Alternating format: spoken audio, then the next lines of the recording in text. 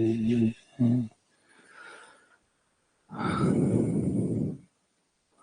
Good morning, good morning, good morning, good morning, good morning, very good morning. Radhe Radhe.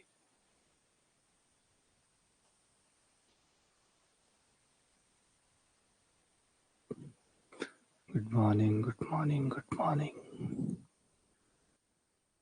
Very good morning. जय श्री राम। राम राम राम राम राम राम। जय श्री कृष्ण।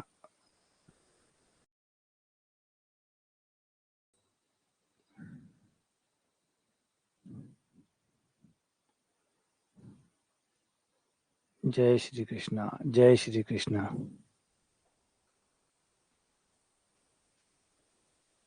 जय श्री राधे। राम ही राम, राम ही राम, राम ही राम। आ जाओ, शुरू करते हैं अवकल समीकरण को। लास्ट टाइम पे हमने पढ़ा था समघात अवकल समीकरण। दो टाइप हम पूरे कर चुके। अभी तक हम दो प्रकारों को पूरे कर चुके। एक तो प्रथम प्रकार जिसमें आसानी से पृथक्करण हो सकता है, बड़े आराम से आपके जो पद है वो इधर उधर चले जाएंगे। एक्स वाले लोग एक्स की ओर पहुंच जाएंगे, वाई वाले लोग वाई की ओर पहुंच जाएंगे, है ना। बीजेपी वाले बीजेपी की जगह, कांग्रेस वाले कांग्रेस की जगह। हाँ, बीजेपी वाले कांग्रेस में नहीं रहने चाहिए, कांग्रेस वाले बीजेपी में नहीं रहने चाहिए। लेकिन अब तो कोई मतलब ही नहीं रखता, अब तो हर कोई कहीं भी जा सकता है। लेकिन हमारे गणित में अभी भी ये सेपरेटर है कि भाई एक्स वाले पद एक्स की ओर होंगे तो ही समाकलन शुरू होगा, वाई के पद वाई की तरफ होंगे तो ही समाकलन शुरू होगा। जब तक आप ये पृथक्करण नहीं कर पाएंगे तब तक समाकलन शुरू नहीं होगा। तो जब तक ये पृथक्करण नहीं हो जाता, अब इस पृथक्करण को संभव करने के लिए तो हमें तरह तरह के चीजें करनी पड़ती है। कभी कुछ करना पड़ेगा, कभी कुछ करना पड़ेगा, कभी ये मानना पड़ेगा, कभी वो मानना पड़ेगा, कभी ये बदलना पड़ेगा। तो यही टाइप है। बस जो टाइप के सवाल है उनका मतलब सिर्फ यही है कि जोड़ तोड़ करके सरकार बनानी है। यहाँ पे हमें जोड़ तोड़ करके सरकार बनानी है। किसी में बस कुल मिला के पृथक्करण हो जाए, पृथक्करण हो जाएगा तो समाकलन हो जाएगा, क्योंकि अवकल समीकरण मतलब अवकलन से बनी हुई है। समाकलन करते ही उसका एंटीडोट मिल जाएगा, मतलब वो कट जाएगी और कट के वापस से वही समीकरण बन जाएगी जो शुरुआत में थी। तो कुल मिला के समाकलन करना है। और समाकलन कुल मिला के जिसको आप समाकलन कह रहे हैं वो छोटी बात तो है नहीं। समाकलन की पेचीदगियां ये है कि समाकलन उतना आसान तरीके से नहीं होता जैसे अवकलन होता है। समाकलन की अपनी नखरे हैं। नखरे ये पहला नखरा, सबसे बड़ा नखरा तो भी ये है कि भाई मैं वाई का समाकलन करूंगा वाई के पदों के लिए, एक्स का करूंगा एक्स के पदों के लिए। तो जब मैं एक्स का समाकलन कर रहा हूँ तो मेरी तरफ कोई भी वाई का पद नहीं होना चाहिए। और जब वाई का समाकलन कर रहा हूँ, डी वाई कर रहा हूँ, वाई कर रहा हूँ, तो उस समय कोई एक्स का नहीं होना चाहिए। बस ये एक छोटी सी शर्त परेशान करके रख देते हैं, ये जान ले लेते हैं, इतनी सी शर्त। वैसे सुनने में आसान लगता है, बड़ा छोटा सा है कि भाई क्या मांगा है बेचारे ने, कुछ तो नहीं मांगा। इतना अधिकार नहीं है क्या एक चीज मांग सके। तो सिर्फ एक चीज मांग रहा है कि भाई मुझे जब मैं समाकलन करूं उस समय एक तरफ एक टाइप के पद और दूसरी तरफ दूसरे टाइप के पद हो। बस पहली तरफ दूसरे टाइप के पद नहीं होने चाहिए, दूसरी तरफ पहले टाइप के पद नहीं होने चाहिए। बस इतनी सी न्यूनतम शर्त मांगी है। लेकिन ये न्यूनतम नहीं है, ये जानलेवा है ना, ये जानलेवा है। पहले आप लोग कथाएं देखते थे तो उसमें क्या होता था, जो राक्षस होते थे, जो दानव होते थे, है ना, वो लोग तपस्या करते थे और तपस्या करके ब्रह्मा जी से आशीर्वाद मांगते थे। आशीर्वाद, सबसे पहला आशीर्वाद वो यही मांगते थे कि अ, ब्रह्मा जी हमें आशीर्वाद दीजिए और ये हमारी तपस्या जो हमने की है उसका फल के स्वरूप हमें अमर होने का वरदान दीजिए। तो वो अमर होने का वरदान मांगते थे। तो फिर ब्रह्मा जी कहते थे, ये लगभग पहली लाइन यही होती थी कि मैं मुझे अमर होने का वरदान दीजिए। फिर ब्रह्मा जी का ये होता था कि नहीं, अमर तो कोई इस धरती पे हो ही नहीं सकता, जो भी आया है उसको जाना ही है। तो फिर वो उसको कहते थे इसके अलावा कुछ और मांगो। तो फिर वो उसके आसपास नियर बाय का कोई ऑप्शन मांगता था कि भाई मुझे ये नहीं मार सके, मुझे ये नहीं मार सके, मुझे वो नहीं वो कुल मिला के ज्यादा से ज्यादा संभावनाएं तैयार करता था जिससे वो ना मरे। क्योंकि ना मरे वो तो अमर होता है, अमर वो हो नहीं सकता क्योंकि ब्रह्मा जी ने मना कर दिया कि अमर नहीं मांग सकते। अमर नहीं मांग सकते इसका मतलब आसपास का कुछ मांग लो, नियर बाय का कुछ मांग लो। अब नियर बाय का मांग रहे हो इसका मतलब अमर तो नहीं मांग रहे, अमर तो नहीं ले सकते। अमर नहीं ले सकते मतलब जगह खाली है, जगह खाली है और वो जगह विष्णु जी अध्ययन करेंगे और विष्णु जी नारायण है वो उसका अध्ययन करेंगे। अमर और उसके वरदान के बीच की जो जगह है उसके आधार पे वो अध्ययन करके उसको उस तरीके से फिर उसको दंड देके उसकी हत्या करेंगे, उसे मारेंगे, मतलब उसका वध करेंगे। हत्या तो गलत शब्द आ गया, वध करेंगे, यही होता था। हिरण्याक्ष ने कुछ और, हिरण्यकशिपु ने कुछ और मांगा था, है ना, रावण ने कुछ और मांगा था, किसी और ने कुछ और मांगा था। फिर विष्णु जी का काम होता था उसको अध्ययन करना कि इसकी शर्तों के अंतर्गत इसको कैसे मारा जाए। तो कुछ वैसा सही वैसा है कि हमें भी यहाँ पे इस राक्षस को मारना है और इसका वध करना है। शर्तें क्या है, बस एक ही शर्त है इसकी, इसने एक ही वरदान मांगा हुआ है कि मेरा समाकलन, मेरा वध तब होगा जब एक टाइप के पद एक तरफ और दूसरे टाइप के दूसरी तरफ होंगे, उसके बाद डन कर दो चाहे, है ना। तो बस वही कहानी अब हम करने वाले हैं, जिसमें से दो टाइप को तो हम निपटा चुके हैं। एक तो वो जो राजी राजी मर जाए, मतलब इधर का इधर, इधर का इधर, आसानी से मरने वाले लोग। थोड़े दूसरे वो लोग आए जो आसानी से नहीं मरे, लेकिन y/x बराबर v मानकर उनको मारा गया, है ना। ये हमने किए अब तक, ये हमारा लास्ट था, ये वाला। ये थे समघात वाले। समघात वाले को पहचान करना कि समघात कौन होता है, जिसमें घाते समान रूप से चले, या जिसमें dy/dx एक तरफ रख के पूरा समीकरण एक तरफ कर दे और हम पूरा सवाल y/x के रूप में लिख पाए, पूरा सवाल y/x की फॉर्म में कन्वर्ट हो जाए, तो समघात है। वैसे सरल तो ये रहता है कि आप आराम से ऐसे भी चेक कर सकते हो कि क्या सब पे घाते बराबर है, सब पे घाते बराबर है मतलब समघात है, ठीक है। तो अब आ जाते हैं आगे, जो अब समघात भी नहीं होंगे।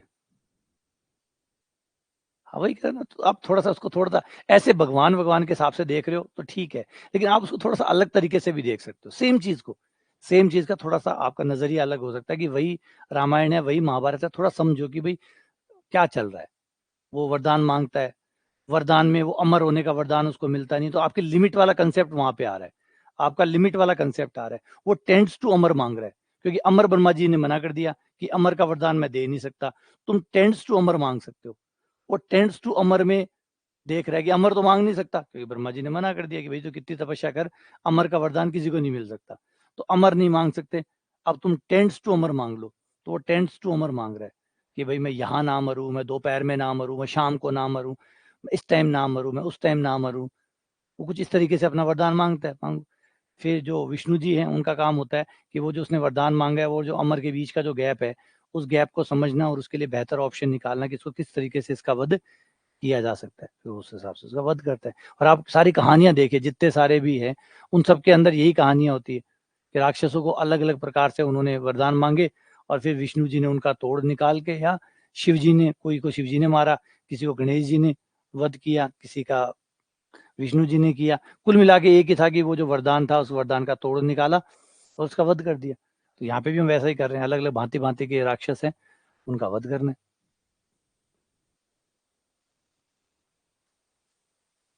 हाँ एक नया सही करे, एक एप्सिलॉन मिल ही जाएगा प्रत्येक एप्सिलॉन के लिए एक डेल्टा जरूर मिल जाएगा तो वो जो भी राक्षस जो भी एप्सिलॉन मांगेगा उसके लिए आपको एक डेल्टा डेल्टा ढूंढने का काम है विष्णु जी का। देवताओं का मकसद यही है कि जो राक्षस है वो तो एप्सिलॉन लाएंगे और जो देवता है वो आपके लिए डेल्टा लाएंगे, और हर एप्सिलॉन के लिए डेल्टा जरूर होगा। तो ब्रह्मा जी का जो वरदान होता है उसका कहना यही है कि तुम जो भी एप्सिलॉन मांगोगे उसके लिए डेल्टा जरूर तैयार है।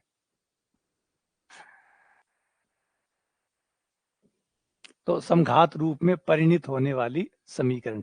अब ऐसी समीकरण जो ओरिजिनली समघात नहीं है, देखने में समघात नहीं होगी, लेकिन बदली जा सकती है। यहाँ पे वर्ड है परिणित, बड़ा शुद्ध हिंदी को शब्द लिख रहा है परिणित। परिणित का मतलब होता है बदलने वाली, उसको बदला जा सकता है, चेंज किया जा सकता है। ज्यादा शब्द ये ठीक रहता है सम्मानित।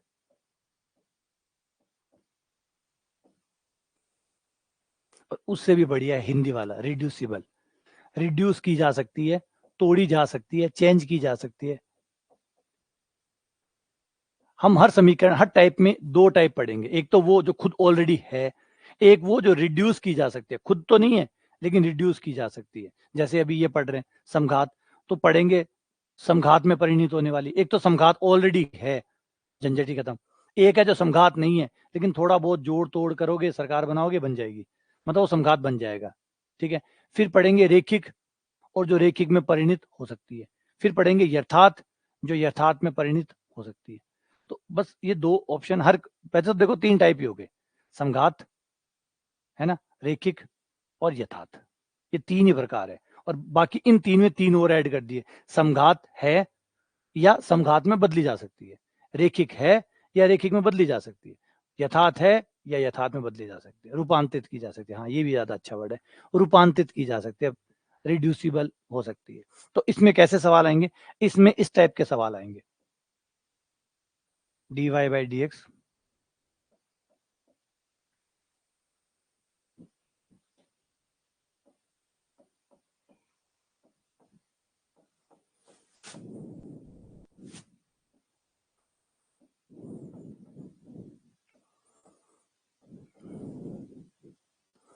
ये रहा, इस टाइप के सवाल आएंगे। अब देखो ये समघात नहीं है, ये समघात नहीं है। अब आपको कहोगे समघात क्यों नहीं है, तो देखो एक पावर, ठीक, एक पावर, ठीक, जीरो पावर, क्योंकि यहाँ कोई एक्स नहीं है कोई वाई नहीं है तो जीरो पावर होगी, एक पावर, एक पावर, जीरो पावर, एक पावर, एक पावर, जीरो पावर, तो सब पदों पे पावर बराबर नहीं है, कई जगहों पे वन वन है कई जगह जीरो है, तो इसका मतलब समघात नहीं है, लेकिन समघात बन जाएगी। ऐसे सवालों को हम समघात बना सकते हैं, कुछ जोड़ तोड़ करने पड़ेंगे, समघात बन जाएंगे। तो ये आपके समघात नहीं है लेकिन बन जाएंगे, तो आप इनको समघात मान सकते हो, इनको समघात मान सकते हो। इसमें दो टाइप के सवाल आएंगे, इसमें भी दो टाइप के सवाल आएंगे, एक वो जिसमें a1 बटा a2 मतलब x के गुणांकों का अनुपात y के गुणांकों के अनुपात के बराबर होगा, a1 बटा a2 बराबर होगा b1 बटा b2। और एक वो सवाल आएंगे जिसमें a1 बटा a2 बराबर नहीं होगा b1 बटा b2 के। ये बहुत लंबे सवाल जाते हैं, ये सवाल ये वाले जो सेकंड टाइप वाले हैं बहुत लंबे जाते हैं। अगर आपको इनमें प्रॉब्लम आए, अभी जो मैं समझाऊं इनमें प्रॉब्लम आए, तो पहले पुराने वाले लेक्चर देख लीजिएगा और फिर बीएससी वाले लेक्चर देख लीजिएगा। देखिए अपना जैसा भी आपका बेस है, आप जानते हैं, जैसा लगे आप बीएससी वालों को देख सकते हैं। बीएससी वाले में ये एक्सरसाइज है पूरी की पूरी, और एक्सरसाइज है 2.3 है, 2.3 एक्सरसाइज है वो मैंने करवाई हुई है। आप 2.3 नवकार में 2.3 एक्सरसाइज है ये इस टाइप के सवालों की, तो उसमें लगभग 8-10 सवाल हैं, वो मैंने वहाँ करवाए हुए हैं। तो वहाँ आप आराम से जाइए, तसल्ली से उनको देखिए, टाइम तो देना ही पड़ेगा। देखो आपको अपनी कमियां सुधारनी है तो टाइम आपको ही देना पड़ेगा, है ना। अगर आपके तकलीफ है तो डॉक्टर के आप ही जाएंगे, दवाइयाँ आप ही लेंगे, इलाज आप ही करवाएंगे। तो अब कोई दूसरे से उम्मीद करेगी भैया वो मैं बीमार पड़ जाऊं दिखा वो आए, दवाइयाँ वो ले ले, ठीक मैं हो जाऊं, तो वो तो नहीं होगा, वो तो अपना ही है। तो आप देखो कहाँ आपकी कमी है। अगर आपको यहाँ पढ़ने से सब समझ में आ रहा है, बढ़िया लग रहा है, कोई दिक्कत नहीं है, आलस के हिसाब से मत सोचिएगा, आलसी मर जाएगा, मरवा देगा, तो उस पे मत जाइएगा। अपनी कमियों को खुद देख के अपने हिसाब से लेक्चरों का चुनाव करिएगा। इससे पहले भी ये टॉपिक पढ़ाया हुआ है, अब की बार भी पढ़ा रहा हूँ, और इससे पहले बीएससी लेवल पे भी पढ़ाया हुआ है। तो आपको बहुत बहुत कमजोर लग रहा है तो बीएससी लेवल से पढ़ लीजिएगा। जो भी टॉपिक आपको, जब भी कोई टॉपिक कमजोर लगे, बीएससी लेवल पे चले जाइएगा, ठीक है ना। सुविधा पड़ी है, यूज करो। तो a1 बटा a2 बराबर b1 बटा b2, एक तो ये होंगे, ये बड़े आसानी से हो जाएंगे, ये आसानी से, थोड़ा समाकलन परेशान करेगा लेकिन बड़े आराम से हो जाएंगे। ये दूसरे टाइप वाले, ये वाले ये थोड़े से कॉम्प्लिकेटेड होंगे, मतलब कॉम्प्लिकेटेड होने का मतलब कैलकुलेशन ज्यादा होगी, ऐसा नहीं कि कोई जान ले लेंगे, जान नहीं लेंगे, लंबे हो जाएंगे, लेंदी हो जाएंगे, बस ये लेंदी ज्यादा होंगे, ये लेंदी कम होंगे, ठीक है। इसे आप टाइप 1 टाइप 2 कह सकते हो।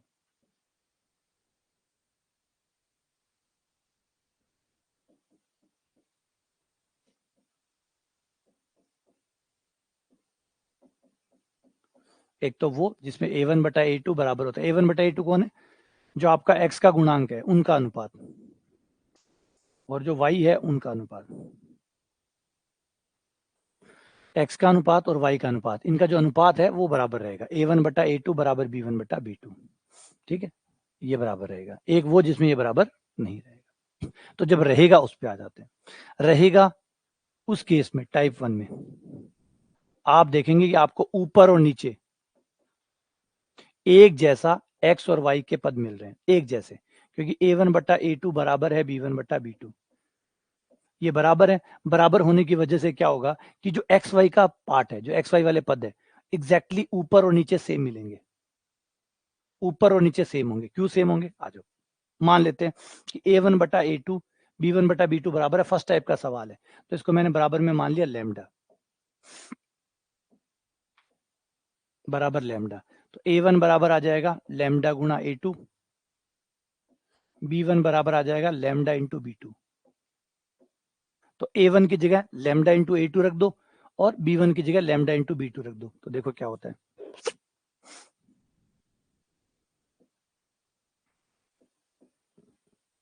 A1 की जगह आ गया lambda A2 plus lambda A2x plus lambda B1 की जगह आ गया लैम्डा B2y प्लस C1 बटा A2x plus B2y plus C2। अब ऊपर से मैं इन दो पदों में से लैम्डा कॉमन निकाल लूं, तो A2x प्लस B2y, तो देखो जो ऊपर है वही नीचे है, या जो नीचे है वही ऊपर है, एकदम सेम टू आ गया। हाँ C1 C2 अलग है, उनका मुझे करना भी नहीं है, मुझे सिर्फ C वाले जो x और y के पद हैं वो देखो एक जैसे हो गए। A2x plus B2y, A2x plus B2y, A2x plus B2y और A2x प्लस B2y बन गया, एक जैसे बन गए। अब इसी को आपको यहां से मानना है, ये जो सेम पद बनेगा ऊपर नीचे इसी को मान के चलना है। माना V मान लो, T मान लो, U मान लो, जो चाहे मान लो, और ये करोगे। ऐसा करते ही आप थोड़ी देर में देखेंगे वो समघात बन जाएगी, जो नहीं थी वो समघात बन जाएगी, ऐसा करते ही समघात बन जाएगी। जैसे आप A2x प्लस B2y को V मानेंगे, सॉल्व करेंगे, ये समीकरण समघात में कन्वर्ट हो चुकी होगी, और फिर समघात के हिसाब से इसको सॉल्व कर लीजिए। ठीक है, ये हो गए फर्स्ट टाइप के। आ जाओ फर्स्ट टाइप के सवाल करते हैं। जैसे ये सवाल है,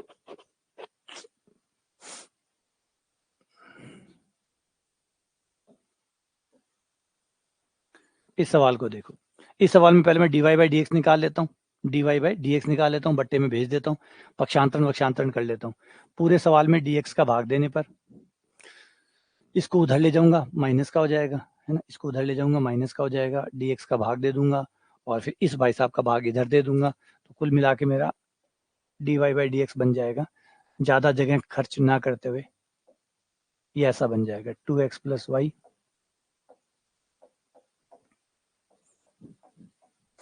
प्लस 1 बटा नीचे हो जाएगा 4x प्लस 2y माइनस 1।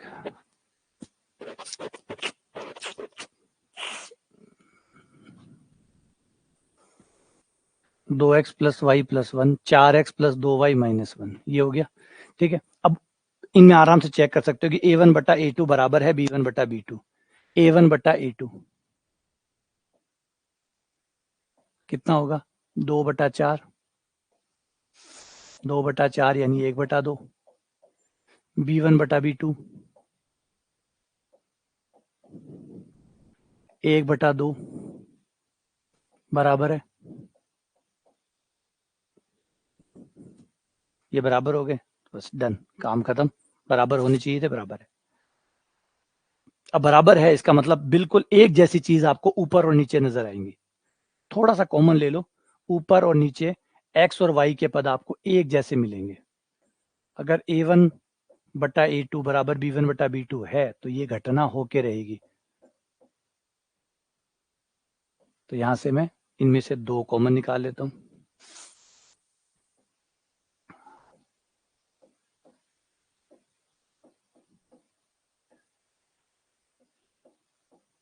ये लो,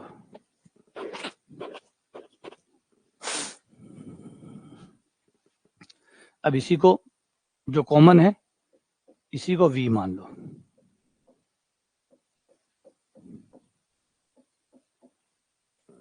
इसको v मान लो, अवकलन कर दूं, 2 x का 1 y का dy बाई डी एक्स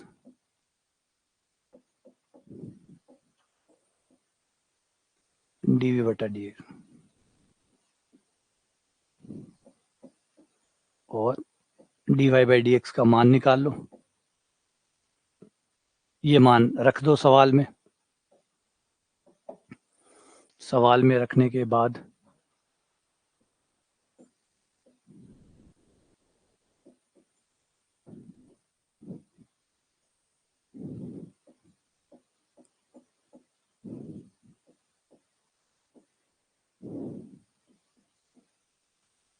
हो गया, 2 को उधर ले जाओ,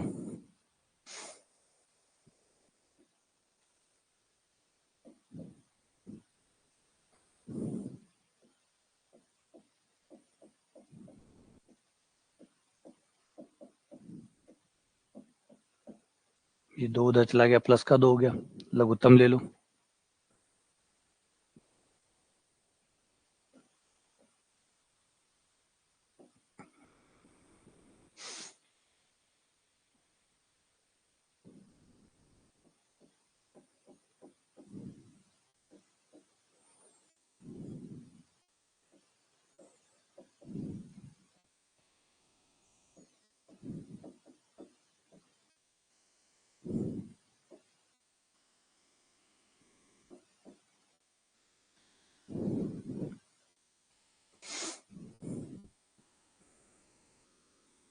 चार वी में से एक वी गया, 3 वी, -1 2 -3, dx को इधर भेज दो, dv को इधर ले आओ।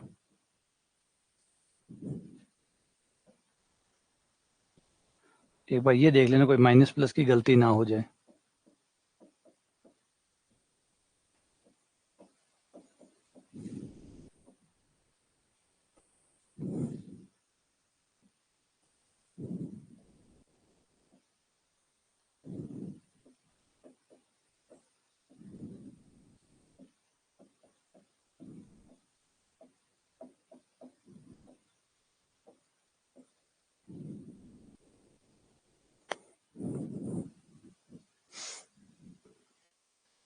अब समाकलन कर लो इसका, ऊपर वाले को थोड़ा सा शानदार तरीके से लिखने पर, 2v - 2 + 1, एक घटा दिया और एक जोड़ दिया,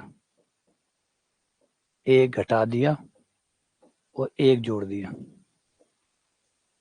और जैसे अलग अलग करूंगा, अलग अलग करते ही v - 1 कट जाएगा, 2 आ जाएगा, 2 का 2v हो जाएगा, अगले का log v - 1 हो जाएगा, dx का x हो जाएगा प्लस c हो जाएगा। अब v का मान रख दो, सही चल रहा है। v का मान क्या था, 2x + y, 2x + y रखते ही हो गया 4x + 2y plus log 2x + y - 1 बराबर 3x प्लस c। 3x को इधर ले आऊं तो ये हो जाएगा x + 2y, x + 2y log 2x + y, यानी ये वाला हो गया, सी वाला आंसर आ गया। थोड़ा सा कैलकुलेशन पार्ट अच्छा है तो ध्यान दीजिएगा, ऐसे सवालों को पेपर में थोड़ा सा बाद में करिएगा, ऐसे सवालों को पेपर में थोड़ा सा बाद में करिएगा, पहले ना करके बाद में करेंगे तो इससे सही रहेगा। क्योंकि जिसकी लेंथ पता है, अब आप सवाल जब पहली बार कोर्स करते हो तो उसका एक फायदा ये भी होता है कि आपको ये भी पता लगता है कि कौन लंबे है कौन छोटे हैं, कौन ऐसे है जिनको प्रायोरिटी में बाद में रखना है, कौन ऐसे है जिनको पहले रखना है ना। वैसे सवाल ये लेंदी है, अभी एक टाइप और आएगा वो बहुत लेंदी होगा, फिर पेपर बनाने वाला तो कुछ भी डाल सकता है, वो तो उसका अधिकार है, तो लेकिन वो डाल देता है, करने का अधिकार आपको है, डालने का अधिकार उसको था, करने का अधिकार आपको है। तो करने के टाइम पे तो आप सोच सकते हैं कि इसे करना चाहिए नहीं करना चाहिए, तो टाइम ले रहा है तो कोई बात नहीं, इसको बाद में करना है, छोड़ दो।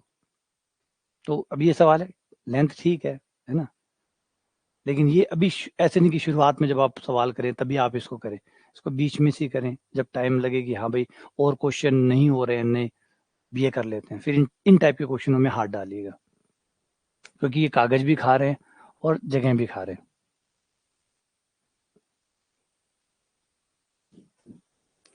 अगला सवाल, अब आ जाते हैं वो वाले जिसमें a1/a2 बराबर नहीं होता b1/b2, ये जान लेंगे, ये भाई लोग जान लेंगे, जिनमें a1/a2 बराबर नहीं होता b1/b2। इस केस में देख सकते हो कि यहाँ पे a1/a2 बराबर नहीं है b1/b2, यहाँ पर a1/a2 बराबर नहीं है b1/b2, a1/a2 आया आपका इस सवाल के लिए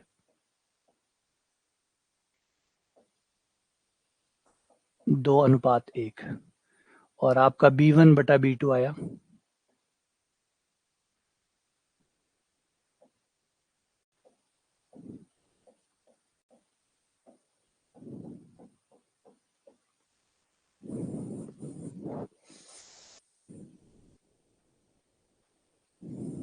b1 बटा b2 माइनस 1 बटा 2 बराबर नहीं है। ये हो गए दूसरे टाइप वाले। अब बराबर नहीं है इसका मतलब है कि ऊपर एक्स वाई वाला पद और नीचे एक्स वाई वाला पद सेम नहीं आएगा, ऊपर कुछ और आएगा, नीचे कुछ और आएगा।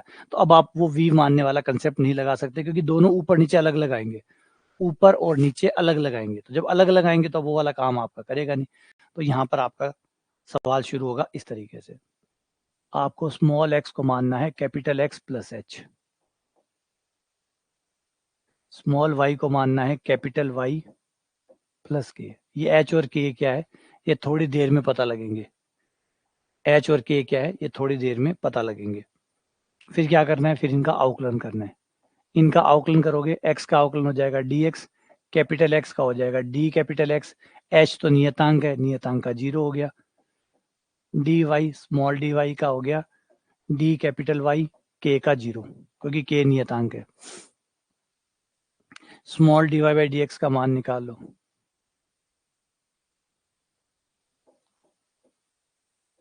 डी कैपिटल वाई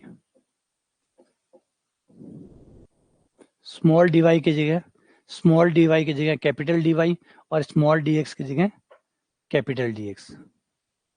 ठीक है, हाँ ये सारे 12th में, 12th में अभी भी आगे एक और करेंगे ना रेखिक वाली, वहां तक 12th में आता है। तो इसीलिए फिर 12th को अवकल समीकरण को 12th में पढ़ाने की जरूरत ही नहीं पड़ती, कॉलेज वाला वहीं 12th वाला भी पढ़ाता है, 12th से आगे भी पढ़ाता है, तो वो साथ उसी में एक बार में ही कवर हो जाता है। तो आ जाओ, अब मान रख दो इसमें, d Y by D x की जगह आ गया डी कैपिटल वाई बटा d capital x,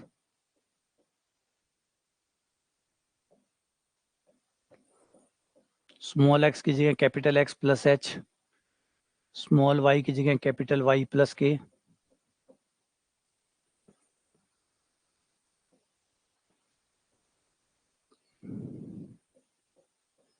x plus H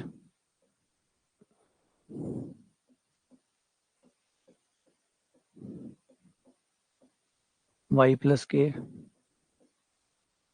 minus 3। ठीक है, अब जो कैपिटल एक्स कैपिटल वाई के पद है उनको एक साथ कर लो, और जो अचर पद है, अचर पद मतलब एच के और नियतांक वाले, उनको एक साथ कर लो।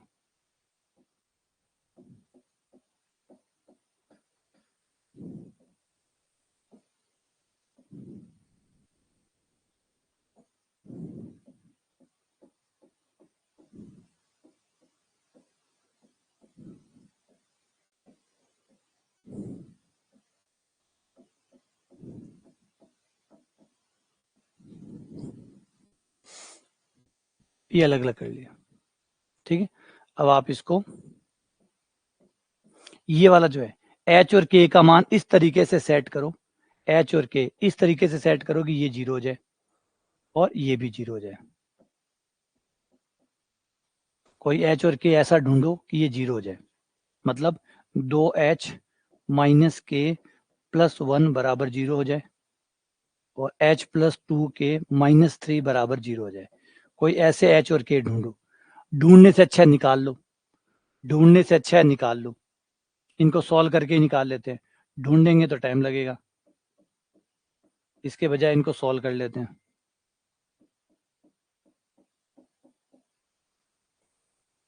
अगर देखने से पता लग रहा है तो देख के पता लगा लो, देख के पता नहीं लग रहा है तो फिर निकाल लो। वैसे देख के पता लग रहा है कि h का मान -1 रख दो, k का मान +1 रख दो, k का मान भी -1, दोनों -1 ले लो तो आ जाएगा, आ जाएगा नहीं।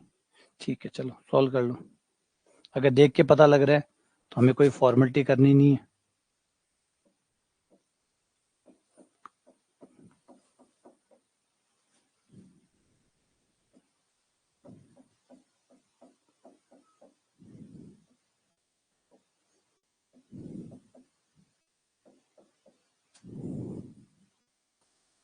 ये आ गया, h का मान आ गया 1/5,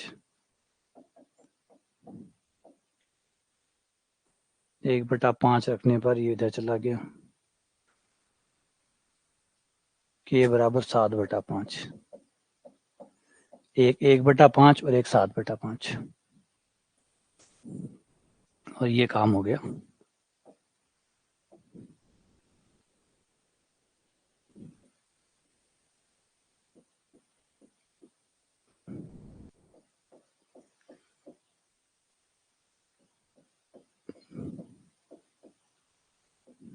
ये देखो, ये बन गया आपका समघात समीकरण, ये बन गया समघात समीकरण 2x minus Y x plus 2y, है ना। अब क्या होता है कि कोई भी मेथड जो होता है उसके अंदर बहुत कुछ होता है। सवालों में तो आप सिर्फ सवाल के उत्तर तक मिलाने की कोशिश करते हैं कि भाई उत्तर मिल जाए, बात खत्म हो गई। लेकिन जो एक्चुअल का जो रास्ता उन्होंने तय किया है वो कमाल है, वो फिर आगे के और रास्ते खोलता है। जो रास्ता उन्होंने अपनाया, अब जैसे ये सारा काम अभी आप देखेंगे कि आसानी से पृथक्करण, समघात, रेखिक, यथात, ये जो सारे अवकल समीकरण है, ये जो तरीके हैं सारे, ये सारे के सारे तरीके, ये यहाँ तक के प्रथम कोटि और प्रथम घात वाले ये जो तरीके अभी आप पढ़ रहे हैं, ये सारे तरीके एकमात्र बंदे लेबनीज ने अकेले ने दिए थे। ये सारे की सारी सोच सिर्फ लेबनीज की थी। लेबनीज ने अकेले ये सारा काम किया। जो भी अभी आप ये मेथड पढ़ रहे हैं और अभी इसमें जो पूरा पढ़ते जाएंगे, प्रथम कोटि और प्रथम घात में जो जो भी आप पढ़ेंगे, ये सब कुछ लेबनीज का है। सब कुछ जो लेबनीज, ये सारा लेबनीज है। आपको याद होगा कि लेबनीज वो बंदा भी है, वो व्यक्ति भी है जिन्होंने अवकलन को बनाया, है ना। अवकलन के फाउंडर है, अवकलन को बनाया और अवकल समीकरण को भी बनाया। यानी ये देखो, एक एक ही टाइम के अंदर, वरना तो हजारों सालों का गैप होता है इन चीजों में, इन चीजों में हजारों सालों का गैप होता है। एक व्यक्ति का तो मतलब ही नहीं होता कि जो अवकलन भी बना रहा है और अवकल समीकरण भी बना रहा है। लेकिन लेबनीज वो थे जो एक ही टाइम पर ये दोनों चीजें उन्होंने किया है, और वो भी इतने कमाल के मेथड। ये मेथड बहुत शानदार है। ये मेथड हमें समझाता है कि एक चीज अगर इसको देखें, बारीकी से देखें, तो कैसे समघात बन गया, सवाल सॉल्व हो जाएगा, बात खत्म। हम यहाँ तक ही ज्यादा गौर करते हैं। लेकिन अगर थोड़ा सा गहराई में जाके देखें तो देखो कितनी बारीकी उन्होंने बनाई है। उन्होंने क्या किया, ये समघात बन सकती थी। ये समघात बनने में रोड़ा कौन है, इसके समघात बनने में जो दिक्कत है वो इस बंदे की है। ये एक, अगर ये ना होता और ये ना होता, ये अचर पद ना होते, तो ये समघात बन जाती। अगर ये अचर पद ना होते तो ये समघात बन जाती। मतलब 1 और 3 ना होते। अब 1 और 3 ना होते कैसे, वो तो है तो कैसे हटेंगे, वो तो सामने दिख रहे हैं। तो इनको कैसे हटाया जाए, इनको कैसे मिटाया जाए, एलिमिनेट किया जाए, विलोप किया जाए। तो उन्होंने कहा कि भाई एक्स को थोड़ा सा वेरी करते हैं, एक्स को थोड़ा सा वेरी करते हैं। मतलब कैपिटल एक्स प्लस एच कर दिया। मतलब कुछ तो होगा एक्स, कुछ तो होगा, जो भी होगा उसमें से एच घटा दो। इसको अगर आप इधर से देखेंगे तो थोड़ा कम समझ में आएगा, इधर से देखेंगे तो समझ में आएगा। कि अगर मैं इसको यहाँ लिख लूँ कि मैंने क्या किया, फर्स्ट वाली लाइन में मैंने क्या किया, जो आपका एक्स था उसमें से एच घटा दिया।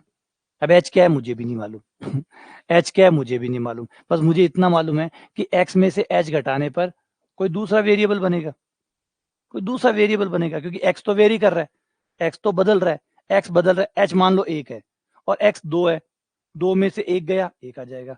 एक्स 3 हुआ तो 3 में से 1 गया, 2 आ जाएगा। 4 रखूंगा तो 4 में से 1 गया, 3 आ जाएगा। 5 रखूंगा तो 5 में से 1 गया, 4 आ जाएगा। मतलब वो भी एक वेरिएबल आएगा, क्योंकि एक्स एक वेरिएबल है तो वो भी एक वेरिएबल आएगा। तो उसका नाम मैंने कैपिटल एक्स रख लिया। तो स्मॉल एक्स में से एच घटाऊंगा, एक नया वेरिएबल कैपिटल एक्स बनेगा। और ऐसे ही स्मॉल वाई के साथ भी यही चीज करूंगा। तो दोनों के साथ ये चीज कर दी। अब ये चीज क्यों कर रहे हो भाई, वेरिएबल जा रहा है, वेरिएबल ही आ रहा है, चर जा रहा है, चर ही आ रहा है। लेकिन इससे फर्क पड़ा, फर्क ये पड़ा कि जब आपने ये रखा इसकी जगह, रख के आपने एच और के को इस तरीके से सेट किया, एच और के की वैल्यू, क्योंकि एच और के तो नियतांक है। नियतांक कौन से, जो आप चाहो, आप चाहो वो नियतांक है। तो एच और के को मैं बाद में चेंज कर सकता हूँ। तो मैं बाद में इसको चलाया और लास्ट में जाके एच और के को एडजस्ट कर लिया, ट्यून कर लिया। इस तरीके से ट्यून किया कि ये हट जाए, और ये हट गए और मेरा काम हो जाएगा। अब मेरी ये समघात बन गई, मैं इसको सॉल्व कर पाऊंगा। तो कितनी अच्छी सोच, कितना मतलब भाई, मैथ्स, मैंने कहा चीजें वही है, चीजें वही हैं, नियम वही हैं। उन नियमों का आप बेहतर इस्तेमाल कैसे करते हैं। आप क्रिकेट को देखिए, क्रिकेट में क्या होता है, आईसीसी कोई रूल अलग अलग थोड़ी बनाती है कि इस खिलाड़ी के अलग रूल है, इस खिलाड़ी के अलग रूल है, और रोज रोज रूल बनते भी नहीं है, फिक्स रूल पे खेलते हैं। अब फिक्स रूल के भीतर भीतर आप कितना बढ़िया परफॉर्म कर सकते हैं, उन नियमों का आप कैसे अच्छा इस्तेमाल कर सकते हैं, यही तो सारा खेल है। एक बढ़िया खिलाड़ी क्या है, एक बढ़िया खिलाड़ी वो है जो नियमों का और ज्यादा अच्छे से इस्तेमाल करता है, अपने पक्ष में इस्तेमाल करता है, बेहतर इस्तेमाल करता है, लोगों को सरप्राइज करता है कि नियमों का ऐसे भी इस्तेमाल हो सकता है। नियम तोड़ नहीं रहा है, क्योंकि खेल सबसे बड़ा होता है, खेल सबसे बड़ा होता है। आज चाहे विराट कोहली हो और चाहे दुनिया का कोई भी बड़े से बड़ा धुरंधर हो, अगर नियम तोड़ेगा तो टीम में नहीं रह सकता। तो नियम नहीं तोड़ते वो लोग, वो नियमों के भीतर भीतर ही रह के उन्हें बेहतर इस्तेमाल करते हैं। तो उन्होंने भी बेहतर इस्तेमाल किया, नियमों के भीतर भीतर रहे और नियमों के अंदर रह के नियमों का इस्तेमाल किया। और ये जो विधि लेबनीज ने दी थी, ये आगे जाके आप देखते हैं, अगर आपने कैलकुलस ऑफ वेरिएशन कभी पढ़ी हो, तो कैलकुलेशन ऑफ वेरिएशन के अंदर भी आयलर ने इसी चीज का, इसी का थोड़ा सा वेरी कर लो, एक्स स्मॉल एक्स अगर आपको आंसर नहीं दे रहा तो स्मॉल एक्स में हल्का सा वेरिएशन करके कैपिटल एक्स और कैपिटल वाई में बदल के उसकी मदद लो, और उन्होंने कमाल किया, और ये उनकी फिर आगे आयलर के लिए ये एक रास्ता बन गया, है ना। तो वही चीजें कि एक चीज को आप जब देखते हो फिर उसको देखते हो कि इस तरीके को, ये जो समझ है इसको कहाँ और काम में लिया जा सकता है, फिर दूसरी जगह काम में लेते हो। अभी कहीं नहीं रखेंगे, अभी रखेंगे लास्ट में जब आंसर आएगा तब एच और के की वैल्यू रखेंगे, अंत में जब आंसर आएगा।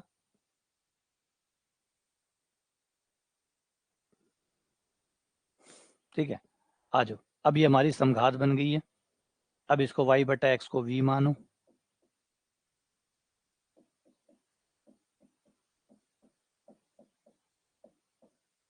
y बराबर वी एक्स, अवकलन कर दो।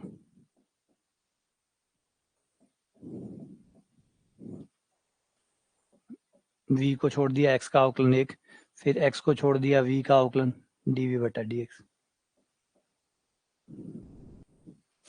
ये यहाँ पे मान रख दो।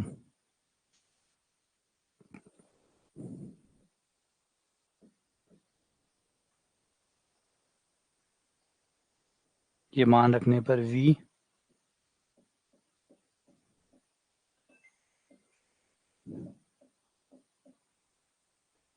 बराबर 2x माइनस वी एक्स बटा x plus 2vx। Capital X common ले लो और काट दो, v को उधर ले जाओ,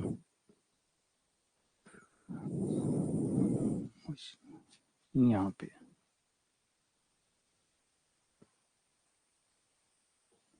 v प्लस एक्स, v को उधर ही ले चलते हैं वरना इतनी जगह कहाँ से लाएंगे।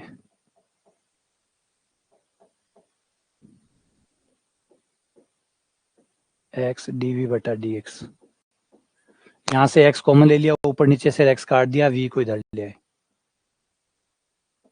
2 माइनस वी बटा 1 प्लस 2v। ये v इधर आ गया, माइनस का v, लघुत्तम ले लो, 1 प्लस 2v। ये आ गया 2 minus V minus v minus 2v square.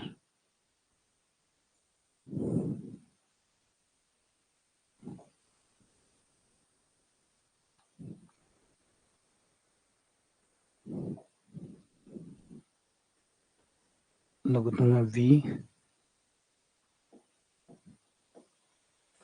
Minus 2v square,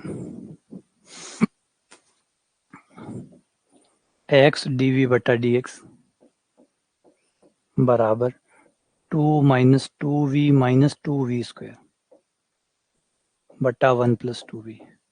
dx को उधर ले जाओ, इनको यहाँ ले आओ, ये बाकी लोग यहाँ जाओ, 2 कॉमन ले लो, माइनस 2 कॉमन ले लो और माइनस 2 को उधर छोड़ दो, v square plus v plus 1 dv minus 2 उधर है dx बटा x। अब समाकलन कर लो, समाकलन करते नीचे वाले को t मानते ही ऊपर वाला dt में आ जाएगा, नीचे वाले को t मानोगे, v square plus v plus 1 को t मानो, इसको t मानोगे तो ऊपर वाला dt में आ जाएगा, है ना। तो ये हो जाएगा dt बटा t, ये हो गया माइनस 2 dx बटा x। समाकलन कर दो, इसका समाकलन log t हो गया, उसका समाकलन log x हो गया।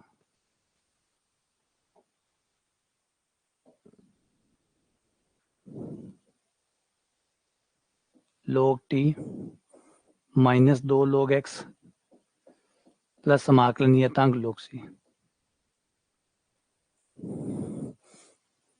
है ना। 2 को माइनस में उधर ले जाओ, 2 को पावर में ले जाओ, ये हो गया log t, 2 पीछे पावर में चला गया तो माइनस log x स्क्वायर हो गया, ये प्लस का है ये माइनस का है तो log है तो भाग में आ जाएंगे, c बटा एक्स स्क्वायर आ गया, log से log कट गया, log से log कट गया, t बराबर आ गया c बटा एक्स स्क्वायर।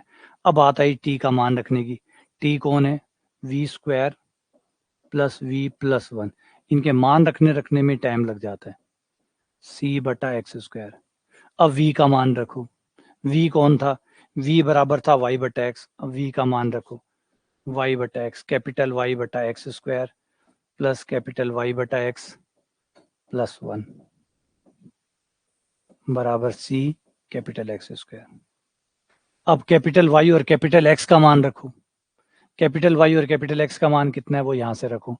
कैपिटल y की जगह आएगा स्मॉल y माइनस के और कैपिटल x की जगह आएगा स्मॉल x माइनस h। ये रहा कैपिटल x का और कैपिटल y का मान, ये रखो। और ये रखने के बाद में h और k का मान रखो। तो जो h और k आपके आए हुए हैं, क्योंकि अब जब ये मान रखोगे तो h और k का मान चाहिए होगा, फिर वो मान रखो। तो ये मान रखने में बहुत लंबा हो जाता है, तो इसलिए कहा था कि ये सवाल बहुत ज़्यादा लेंदी होते हैं। हाँ नहीं, वो जगह भी नहीं मिलेगी ना, अब इतनी जगह कहाँ से लाओगे, इतना स्पेस एक सवाल को दे दोगे और फिर गलतियां भी इतनी जगह ढूंढ ढूंढ के करोगे तो कोई माइनस प्लस की गलतियां भी हो जाएंगी। इतने बड़े सवाल को अगर करते हो तो वो गलतियां भी हो सकती है कि भाई गलती, कोई चीज़ छूट गई, कोई चीज़ माइनस की लिखनी भूल गए, क्योंकि आप कोने कोने ढूंढ ढूंढ के सवाल को कर रहे हो। इतना बड़ा कोई ब्लैंक पेज तो है नहीं कि इतने सारे पेज दिए हुए हैं चलो कर लो, तो सवाल के अंदर जगह छोटी छोटी जगह है, वहां जा जाके आप कर रहे हो, तो फिर वो ज़्यादा दिक्कत खड़ी कर देता है, तो इससे बहुत लंबा चला जाता है। लेकिन ठीक है, टाइप तो है ना, ये तो समझ में आ ही गया कि क्या करना है। तो ये बड़ा ही शानदार तरीका है। वैसे हर सवाल को हम कंपटीशन के हिसाब से देखें, नहीं तो वैसे देखें तो जो आइडिया है वो कितना शानदार है कि भाई कैसे आप एक्स को थोड़ा सा कम करके या थोड़ा सा ज्यादा करके ट्यून करके, जैसे ट्यूनिंग कहते हैं, आपने ट्यून करके अचर पदों को हटवा दिया और बना दिया समघात अवकल समीकरण, समघात में कन्वर्ट करवा दिया। जो समघात नहीं थी वो थोड़ा सा वेरिएशन करके समघात बना दिया। इसी का फ्यूचर में नाम पड़ गया कैलकुलस ऑफ वेरिएशन। इसी का नाम है कैलकुलस ऑफ वेरिएशन। आगे जो एमएससी में आप पढ़ते हैं जिसको कैलकुलस ऑफ वेरिएशन कहते हैं, इसी आइडिया पे कि हल्का सा आपने वेरिएशन कर दिया, किसमें, हल्का सा वेरिएशन कर दिया स्मॉल एक्स में और स्मॉल वाई में, और थोड़ा सा कम करके थोड़ा सा ज्यादा करके आपने नियतांकों को हटवा लिया, और नियतांक हट गए तो फिर आपकी समघात बन गई, समघात बन गई तो सॉल्व हो गई। ठीक है ना, चलो आ जाओ आगे बढ़ते हैं। आगे है रेखिक अवकल समीकरण।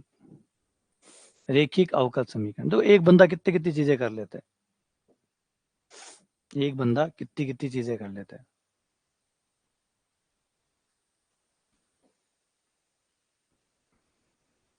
रेखिक अवकल समीकरण, अब रेखिक अवकल समीकरण ऐसी समीकरण जो इस रूप में हो, इस रूप में अगर कोई समीकरण है तो उसे रेखिक अवकल समीकरण कहते हैं।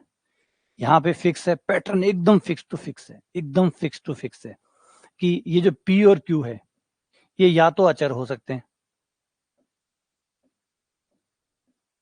या x के फलन हो सकते हैं, या तो अचर हो सकते हैं या x के फलन हो सकते हैं। इनमें y नहीं हो सकता। y आपको सिर्फ और सिर्फ दो बार मिलेगा, y सिर्फ दो बार मिलेगा। एक बार तो dy में, वो तो होना ही है, बिना अवकल, बिना dy के अवकल समीकरण कैसे होगी। एक आपको dy में मिलेगा, एक आपको और y मिलेगा जो भी एक पावर का होगा। रेखिक वर्ड आपने इसमें y के लिए यूज किया है, रेखिक वर्ड यूज किया है y के लिए, तो जो आपका y है वो एक घातीय होगा। एक घातीय मतलब पूरे समीकरण में y की पावर एक होगी। अगर पूरे समीकरण में y की पावर एक हो, y की पावर हर जगह पे एक हो, x चाहे कितने भी हो, कुछ भी पावर हो, x से लेना देना नहीं है, लेना देना है y से। अगर y की पावर पूरे समीकरण में एक हो, y की टोटल पावर पूरे समीकरण में एक है, तो फिर वो रेखिक अवकल समीकरण है। y की रेखिक अवकल समीकरण ऐसे ही एक x की भी होगी जो आगे पढ़ेंगे, उसमें x पे एक घात होगी। पूरे समीकरण में जो आपका x है, पूरे समीकरण में जो आपका x है वो जहां पर भी है एक पावर के साथ है, जहां कहीं भी है x एक पावर का है, तो पूरे समीकरण में y की घात एक होगी, तो y की रेखिक अवकल समीकरण कहलाएगी।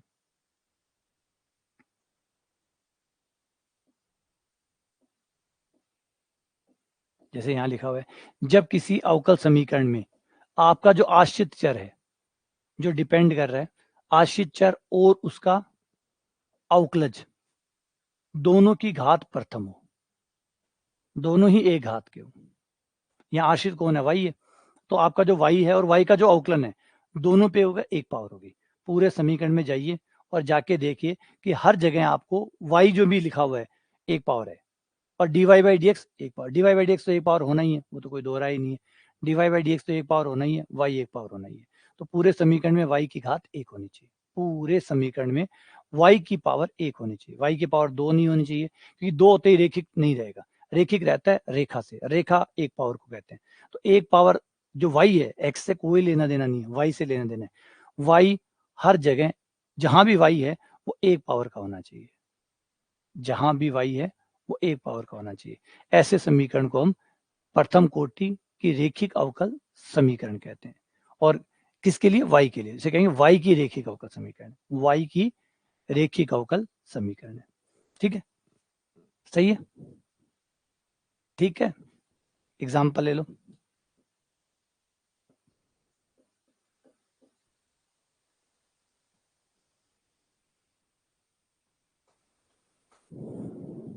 dy by D x,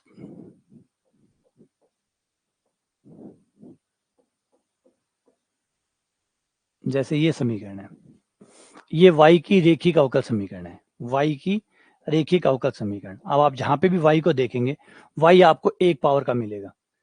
dy by D x में y है एक घात, यहाँ y है एक घात, और कहीं y है नहीं, y और कहीं नहीं है। जहां जहां y है, इसको बोलने के तरीके अलग अलग हो सकते हैं। आप ये कह सकते हैं पूरे समीकरण में जाके चेक करो, y जहां भी होगा एक पावर का होगा। कई जने कहते हैं कि y दो ही मिलेंगे आपको, ये भी ठीक है, y दो ही मिलेंगे। एक बार तो आपको dy के साथ मिलेगा, और एक y और मिलेगा जो एक पावर वाला होगा, क्योंकि सारे y सब y एक पावर के हैं, तो सारे को कॉमन लेके y एक बन जाएगा। तो इसका मतलब ऐसे भी सही है कि आपको पूरे समीकरण में दो ही बार y देखने को मिलेगा, एक बार तो dy के साथ y, और एक बार जितने भी पद हैं उनमें सब में y y y मिलेगा, कॉमन लेके एक y वो मिलेगा, एक कॉमन वाला y मिलेगा, तो दो ही y मिलेंगे। बाकी पूरा सवाल अचर पदों से भरा हुआ होगा और x से भरा हुआ होगा। अचर पद हो सकते हैं, x हो सकते हैं, बस y तो आपको दो ही दिखेंगे, और वो भी एक एक पावर के। ठीक है, तो इसको रेखिक अवकल समीकरण कहा जाता है। अब क्वेश्चन ये है कि इन समीकरणों को कैसे सॉल्व करें। अब इन समीकरणों को कैसे सॉल्व करें, क्योंकि अंत तो वही है, अंत तो वही है कि भाई पक्षांतरण हो जाए, राजी राजी x के पद x की ओर चले जाए, समीकरण चाहे कैसी हो, है ना। ये तो हमने इसलिए बनाए हैं कि इनके अब इन सवालों की अपनी अपनी ट्रिक है कि ऐसे करोगे, अंत तो वही है, अंत तो वध ही करना है, अंत तो इनका वध ही करना है, और वध होने की एक ही शर्त है, इनके इनके वध होने की एक ही शर्त है कि x के पद x की ओर चले जाएं, y के पद y की ओर चले जाएं। लेकिन ये राजी राजी तो नहीं जाएंगे। अब ये जो सवाल है ये राजी राजी तो नहीं जाएगा कि आप आराम से dy को इधर ले आओ और dx को इधर ले आओ, ये खुशी खुशी चले जाएं, ऐसा तो नहीं हो सकता है ना। इन सवालों में हम कुछ भी कर लें, हम y को और x को अलग साधारण तरीके से अलग नहीं कर सकते। जैसे ट्राई करता हूँ, dy बाई डी एक्स को यहाँ ले आता हूँ, इसको उधर ले जाता हूँ,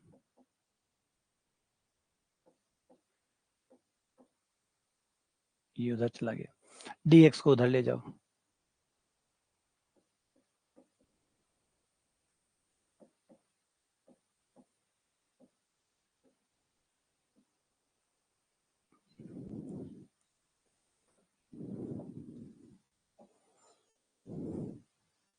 अब यहाँ पे मैं क्या करूं कि पक्षांतरण हो जाए। तो यहाँ मैं कुछ भी कर लूं पक्षांतर नहीं होगा, क्योंकि y इतना बुरी तरीके से फंसा हुआ है ना, इतना बुरी तरीके से y फंसा हुआ है कि मैं कुछ भी कर लूं, मैं y को इधर नहीं ला सकता, है ना। तो इसमें आप कुछ भी कर लो, आप इससे y को पृथक नहीं कर सकते, आप इसमें y को पृथक नहीं कर सकते, हम कुछ भी करें, क्योंकि y उलझा पड़ा है, इस तरीके से उलझा पड़ा है। अगर आराम से राजी राजी हो जाता, खुशी खुशी हो जाता, तो क्यों रेखिक अवकल समीकरण, क्यों यथार्थ अवकल समीकरण क्यों बनाते, पहले टाइप में निपटा लेते सबको। तो इसका मतलब तय है कि ये अलग अलग सवाल है, और अब ये समघात भी नहीं है, ये वो भी नहीं है कि y बटा एक्स बराबर v मान लो, क्योंकि ये समघात नहीं है। यहाँ देखो, यहाँ पे कितनी पावर है, 3 पावर है, यहाँ पे तो पावर का कोई अता पता ही नहीं है, 10x है। अब 10x को क्या माने, 10x में x को क्या माने, x तो 10 के अंदर है, तो क्या पावर माने, समझ भी नहीं आ रही। तो ये तो समझ से परे हो गया। यहाँ पे कितनी पावर हुई, 3 पावर हुई, तो ये कोई समघात तो है नहीं, तो समघात वाला तो लगेगा नहीं। अब रेखिक वाला है, तो अब ये जो रेखिक है इसके लिए अपनी एक ट्रिक है कि अगर ऐसा सवाल हुआ जो ये बोल रहा है कि y की घात एक हुई, पूरे सवाल पर अगर y की पावर एक हुई, तो इस टाइप के सवालों के लिए एक और जादू है, वो लगाओ, तो इनको निपटाया जा सकता है, वो है आईएफ, समाकलन गुणांक। इनके लिए एक चमत्कार है जो है समाकलन गुणांक। मुझे ये बड़ा कमाल लगता है, बहुत ज्यादा सरप्राइज करता है कि कैसे एक बंदा इतनी इतनी बातें सोच रहा है। मतलब जैसे ना अपने विष्णु जी कर रहे हैं, इतने इतने तरीके ढूंढते हैं, क्योंकि ब्रह्मा जी तो दे के आ जाते हैं वरदान। अब ब्रह्मा जी को तो काम है वरदान देणु, ब्रह्मा जी तो दिया हुआ है। देखो तो जितना सीरियल है बन देखो इस तरीके से, तो बिल्कुल यही है कि ब्रह्मा जी को काम है, ब्रह्मा जी पे पूजा करे, ब्रह्मा जी आवे, शिव जी आवे, है ना, ब्रह्मा जी और शिव जी आवे, ब्रह्मा जी शिव जी बना आशीर्वाद दे जावे और भरपूर ही देर जावे बे जो मांगे विषय, तो खूब सारो दे जावे बने। अब विष्णु जी ऊपर बैठा बैठा, जो क्षीर सागर में बैठा बैठे बैठे सोचे यार दे तो दियो, अभी को गिल्लो क्या काटा, अब ई को गिल्लो क्या काटा, क्योंकि ए तो अब तद्दी करसी वरदान मिल गयो, अब तंगी करने, और तंग निचला ने भी करसी और दूसरो इंद्र ने तंग करसी बापड़ा ने, वो आराम से दारू दूरू पियो बैठो आपको बिन परेशान करसी, है ना, बनाए इस तरीके से। फिर विष्णु जी कैलकुलेट करेंगे कि भाई कैसे, और ये एक स्ट्रक्चर अगर आप देखें तो कितना शानदार है, अगर इसको एक समझने की कोशिश करें कि कितना बढ़िया तरीके से ये प्रॉब्लम सॉल्वर है एक तरह से, कैसे प्रॉब्लम सॉल्व की जाती है। हाँ शिव जी भोला है, शिव जी तो आशीर्वाद दे देता वही, शिव जी हमेशा, इसीलिए शिव जी है ना सबके फेवरेट है। शिव जी को अगर देखो, महाकाल देखो, महाकाल सबसे फेवरेट इसीलिए कि वो भोले थे, वो कुछ भी दे देते थे, जो मांग रहा है बस उसको दे दिया। फिर लेकिन सृष्टि को चलाने का जो है, जो चलाने का काम है वो नारायण के पास है, विष्णु के पास है, तो विष्णु सृष्टि को चलाते हैं, ब्रह्मा जी बनाते हैं, विष्णु जी चलाते हैं, और शिव जी इसका खत्म करते हैं ना, विनाशक कहा जाता है, खत्म करते हैं वो लोग। तो ये जो सेकंड वाले पार्ट है उनका काम शुरू होता है, तो वहां से वो शुरू होता है कि भाई विष्णु जी कर रहे हैं, शिव जी कर रहे हैं, अब उनका कैलकुलेशन शुरू हो जाता है कि इसको कैसे निपटाएं। तो वही मुझे ये यहाँ थोड़ा लेबनीज वाला जो लगता है, देखो कैसे अजीब अजीब सवाल आ रहे हैं। अब ये सवाल है, अब ये सवाल ऑब्वियसली बात है पिछले वालों से तो नहीं होगा, है ना, कितना मतलब शानदार है भैया कि यहाँ इसको कैसे आप निपटाओगे, इसको आप कैसे निपटाओगे। तो उन्होंने एक और ट्रिक निकाली, मतलब सरप्राइज करते थे ना जैसे विष्णु जी, वैसे लेबनीज ने भी सरप्राइज कर दिया कि इसको मैं बताता हूँ क्या करना है, इसके लिए निकालो एक आईएफ, इसके लिए निकालो एक आईएफ। देखो पिछला सवाल याद रखिएगा, समघात उन्होंने अलग तरीके से करवाया था, समघात अलग कराया था, जो समघात नहीं था उसका अलग तरीका करवाया था। मतलब एक बंदा एक है और सोच कैसे कैसे रहा है वो देखो, बंदा एक है सोच कैसे रहा है, उसने कैसे पहले टाइप पे सोचा, कैसे वाई बटा एक्स बराबर वी रख के, मतलब इस टाइप के सवालों को वाई बटा एक्स बराबर वी रख के कर सकते हैं, इस टाइप के सवालों को ए वन बटा ए टू बराबर बी वन बटा बी टू ऐसे कर सकते हैं, ए वन बटा A two not equal to B one बटा बी टू ऐसे कर सकते हैं। फिर ये किया कि इस टाइप का सवाल हो तो उसको ऐसे समाकलन गुणांक बनेगा, एक आईएफ बनेगा जिसको इंटीग्रेटिंग फैक्टर बोलेंगे, शॉर्ट फॉर्म में आईएफ बोलेंगे, इंटीग्रेटिंग फैक्टर, ई की पावर समाकलन, ई की पावर पे समाकलन, पीडीएक्स निकालो, और ये जो है इससे समीकरण को गुणा कर दो, इससे गुणा कर दो, आपकी समीकरण सॉल्व हो जाएगी, और सच में हो भी जाती है। कमाल की बात है, इससे गुणा करने से समीकरण सॉल्व हो जाती है, इससे गुणा करो आपकी समीकरण सॉल्व हो जाती है। मतलब कैसे, मतलब ये जो सोचने का तरीका है ये सीखना इंपॉर्टेंट होता है, कैसे सोचा जाता है ये सीखना इंपॉर्टेंट होता है। हम लोग पढ़े रहते हैं गणित के चक्कर में, गणित सीखो गणित सीखो, जबकि सीखना तो होता है सोचना, कैसे सोचा जाए ये सीखना होता है। जिसने सोचना सीख लिया, जिसने सोचना सीख लिया, ये तो कहते हैं टीचर का रोल सवाल कराना नहीं होता, टीचर का रोल होता है ये समझाना कि सोचा कैसे जाए, सोचा कैसे जाए। जिसने सोचना सीख लिया, क्या गणित, क्या और चीजें, कौन सी जीवन की ऐसी चीजें जिसको परेशान कर सकती है, जिसके पास सोचने की ताकत है, सोचने का तरीका है, जिसका दिमाग खुल गया, ये क्या ये प्रभावित करेंगे, ये सवाल उसको रोक सकते हैं नहीं। तो वो कैसे उसने सोचा वो इंपॉर्टेंट है, वो सीखने लायक है कि समाकलन गुणांक आ गया, ई के पास समाकलन पीडीएक्स। अब आप इसको क्या करो, इस अपने सवाल से गुणा कर दो, जैसे मैं अपने सवाल से गुणा करूंगा इसको, देखो क्या होगा, ई की पावर समाकलन पीडीएक्स से सवाल को गुणा करने पर,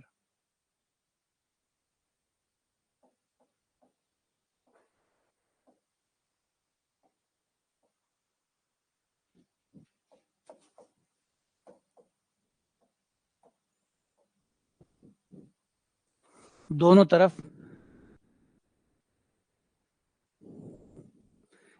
ई की पावर समाकलन पीडीएक्स से गुणा कर दिया, गुणा कर दिया। अब आप एलएचएस को देखो, एलएचएस को अगर देखो तो ये अवकलन बन गया, ये अवकलन है किसका? इसको बंद करके मैं ऐसे लिख सकता हूं कि ये दो चीजों के गुणा का अवकलन है। किसका? वो है y का और e की पावर समाकलन p dx का। इन दोनों के गुणा से जो अवकलन आएगा ये वो है। चाहे तो करा के दिखा देता हूं, इनका अवकलन करके दिखा देते हैं। देखो ये दो चीजें हैं, पहली चीज को छोड़ दिया, इसको छोड़ दिया, ये बाहर, y का अवकलन dy by D x, done. दूसरा y को छोड़ रहा हूं, y बाहर, इसका समाकलन करूंगा तो e का समाकलन e आएगा, ये तो आ जाएगा, ये तो एज इट इज आ जाएगा। फिर e की पावर का समाकलन होगा, जब e की पावर का समाकलन होगा तो समाकलन से अवकलन कट जाएगा और p आ जाएगा, वो p आ गया। तो ये इसका मतलब इन दोनों की गुणा का अवकलन ही तो है ये। तो इसको बंद करके ऐसे लिख सकता हूं, इसको बंद करके ऐसे लिख सकता हूं, है ना, इसको बंद करके ऐसे लिख सकता हूं, तो ये हो गया। बंद करके ऐसे लिख सकता हूँ। दोबारा देखो कितना सुंदर है ये, देखो तो कैसे इस तरीके से सोच पा रहे हैं, ये इंपॉर्टेंट बात है। वो जो जीनियस टच होता है ना उसको पकड़ो, कि जीनियस बनना है तो जीनियस टच को पकड़ो कि वो कैसे ऐसे सोच पाते हैं। ई की पावर के ऊपर एक्स लिखते ही हमें जोर आता है, ई की पावर के ऊपर समाकलन पीडीएक्स लिखना। और आज से 350 साल पहले, आज से 350 साल पहले 1680-90 के आसपास का टाइम है ये, और आज 2024 चल रहा है, आज भी ई की पावर एक्स लिखते हुए जोर आता है, ई की पावर समाकलन पीडीएक्स लिखते हुए। तो ये इन दोनों के ये जो है ये गुणा का अवकलन है, किनकी? y और e की पावर समाकलन पीडीएक्स, इन दोनों की गुणा करके अगर मैं अवकलन करूं तो ये आएगा। यानी इसको बंद करके ऐसे लिख सकता हूं, ये बंद हो गया, बराबर में है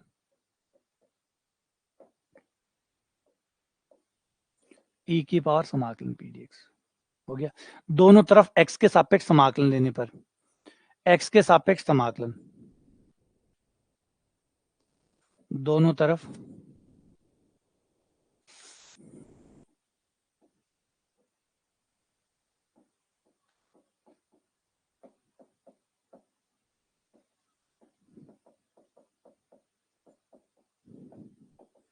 अब LHS साइड में मैं अगर x के साथ समाकलन लूंगा, दोनों तरफ x के साथ समाकलन लूंगा तो x से x, क्योंकि अवकलन है, अवकलन और समाकलन एक दूसरे को काट देते हैं तो dx कट जाएगा।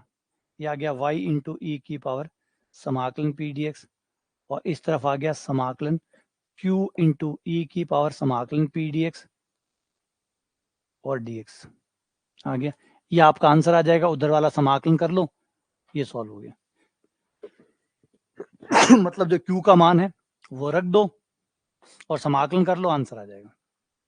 बस सारा सवाल खुल गया, कोई पक्षांतर नहीं करना पड़ा, कुछ और नहीं करना पड़ा, बिना पक्षांतरण किए ही सवाल को सॉल्व कर दिया। तो ये इंपॉर्टेंट चीज देखने वाली बात है भाई। मैं चीजें कह रहा हूं, सवालों को मत देखो यार, सवाल एक चीज है, बात है सोचना कि कैसे सोचा होगा उन लोगों ने। यही तो सीखना है, आपको यूनिक क्या बनाता है, आपके सोचने का तरीका ही तो यूनिक बनाता है कि आप कैसे सोचते हैं। लोगों को वो चीज दिखाते हैं, लोगों के सामने चीजें पड़ी है, लेकिन वो नहीं देख पा रहे जो आप देख पा रहे हैं, और आप लोगों को पहली बार दिखाते हैं कि देख इसमें ऐसा भी कुछ है जो उसके सामने होने के बावजूद भी नहीं दिख रहा था। लेकिन जैसे ही आप दिखाते हैं वो कहता है अरे यार कमाल है, जबरदस्त दिखा दिया, ये तो मैं नजर में नहीं आया। वही बात है, नजर में नहीं आया, देख तो वो रहा था लेकिन नजर में नहीं आया। तो ये हो गया आपका सवाल, तो ये करना है आपको। अब इसका छोटा नाम रख लो IF, बोलने में आसानी हो, इतना बड़ा नाम बोलेंगे तो y इंटू आई एफ बराबर q इंटू आई एफ और dx। आपको अपने सवाल का पहले IF निकाल लेना है। IF कैसे निकलेगा? e की पावर समाकलन p dx करके ये IF निकाल लेना है, और जैसे ही IF निकल जाए ये आपका आंसर होगा। आंसर कैसे निकलेगा? जो भी IF आया उसको y से गुणा कर दो, LHS बन जाएगा, और q के साथ IF को गुणा करके समाकलन कर दो, RHS बन जाएगा। तो ये LHS RHS दोनों मिलाकर आपका सॉल्यूशन हो जाएगा, ये आपका आंसर होगा, है ना। चाहो तो सीधा ही IF वहां निकाल के वहीं निकाल सकते हो रेडी, या फिर एक काम करो बाहर से निकाल के पहले से तैयार करके ले आओ बाहर ही, क्यों माथा पच्ची करे, वहां पे बड़ा हो जाएगा। यहाँ से सॉल्व करके यहाँ से IF निकाल के फिर वहां जाके पुट कर देंगे और सॉल्व हो जाएगा। ठीक है, आज एक सवाल कराता हूँ जिससे कहानी मुद्दा मामला समझ में आ जाएगा। लेकिन पहले सवाल को, सबसे पहली बात, सवाल को ऐसे लिखो ताकि पता चले कि P कौन है, Q कौन है। सवाल को ऐसे, इसे कहते हैं मानक रूप, dy by D x plus p y बराबर क्यू। ये दिया था लेबनीज ने ये आइडिया दिया था, और कमाल दिया था, सही में शानदार आइडिया दिया था बंदे ने, कि मतलब कैसे ये सोच पाते हैं, किस तरीके से ये कर पाते हैं। देखो मैं बता रहा हूँ ना, आप ई की पावर समाकलन पी डी एक्स, पहले तो ये बात सोचना कि ई की पावर समाकलन पी डी एक्स ये कहाँ से आता होगा, फिर इससे गुणा कर देंगे तो ये बंद हो जाएगा, पैक हो जाएगा, समाकलन अवकलन कट जाएंगे, आंसर आ जाएगा। आई एफ का मान फिक्स नहीं है, आई एफ का मान अलग अलग सवाल के लिए पी पे डिपेंड कर रहा है, वो पी पे डिपेंड कर रहा है, जैसा पी होगा उसके हिसाब से आई एफ आएगा। तो जैसे भी सवाल को करते हैं बात समझ में आ जाएगी। पहले सवाल को ऐसे लिखना है, ऐसे, तो y को इधर ले आओ, sec x का भाग दे देंगे,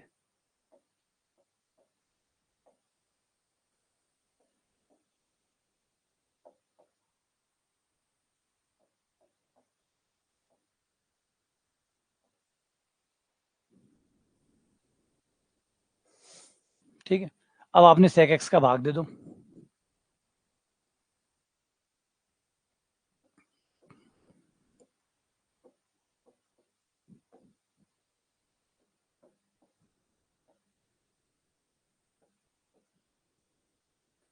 ये sec x का भाग दे दिया,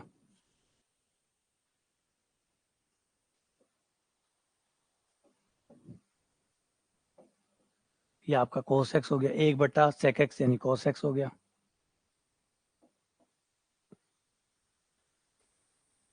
और sec का हो गया 1/sec, ये हो गया sin x into cos x।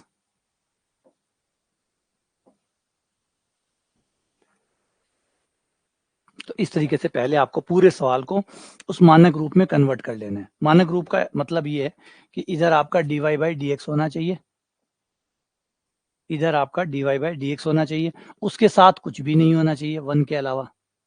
फिर y का पद भी इधर ही होना चाहिए LHS में ही, और बराबर में q होना चाहिए, q मतलब x का पद। y के पद सारे एक तरफ होने चाहिए और बिना y वाले पद उधर होने चाहिए, जिसमें y नहीं है वो उधर होना चाहिए। तो y के जो भी पद है, मतलब अवकलन और जो y वाला एक पद और है, वो दोनों पद इधर होने चाहिए, बाकी सारे पद इधर होने चाहिए, ठीक है। dy बाई dx के साथ कुछ नहीं होना चाहिए सिवाय 1 के, तो अगर कुछ है तो भाग दे के हटा देना है यहाँ से। तो जैसे यहाँ sec x था तो मैंने sec x को हटाया है,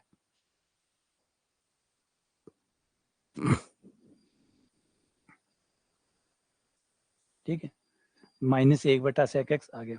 तो ये हो गया, ये आपका p बन गया,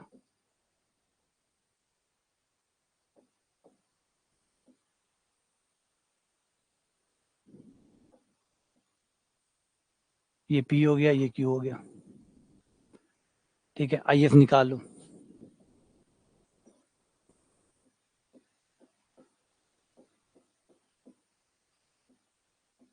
e की पावर समाकलन p dx,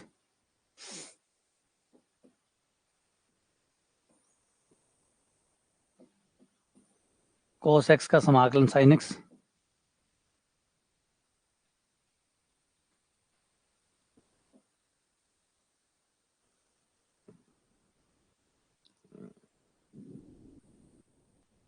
तो ये आ गया, ये IF आ गया।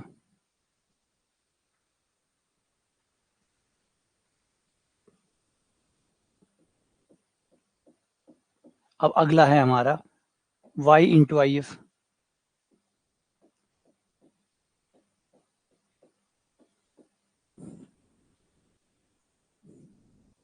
समाकलन q इंटू IF और dx, y into IF, IF आया e की power minus sin x,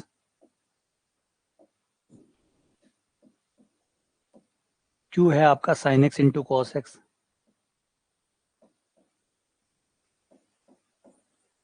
into e की पावर माइनस sin x और dx। अब sin x को आप t मान लो,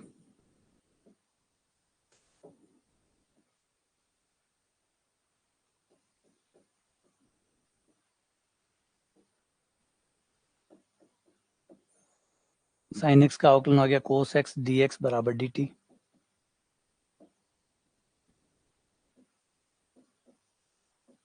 e की power minus sin x into y बराबर, ये आ गया t e की पावर माइनस t और dt। sin x की जगह t लिख दिया, cos x dx dt में आ गया। अब यहाँ पे खंड से लगा दे, खंड से समाकलन,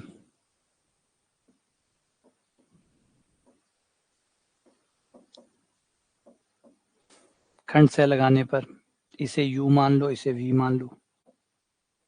u बाहर, v का समाकलन e की पावर माइनस टी बटा -1 माइनस टी का अवकलन 1 e की पावर माइनस टी का, फिर दोबारा वापस वही आ जाएगा, प्लस समाकलन नियतांक c e की power minus sine X into Y बराबर minus common T plus 1 e की पावर माइनस टी प्लस सी।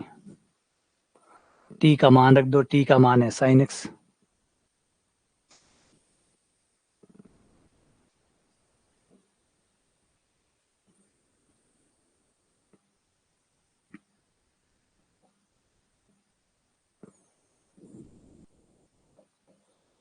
e की power minus sine X into Y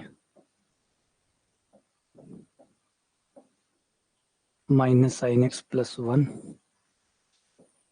e की power minus sine X plus C. पूरे सवाल में e की power minus sine x का भाग देने पर तो y बराबर आ गया